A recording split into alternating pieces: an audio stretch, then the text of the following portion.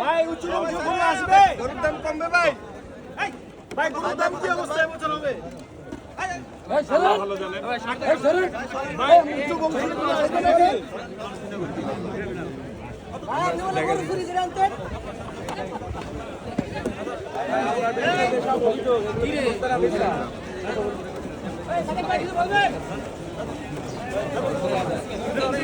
ভাই কিছু বলেন, ভাই কিছু বলেন ভাই।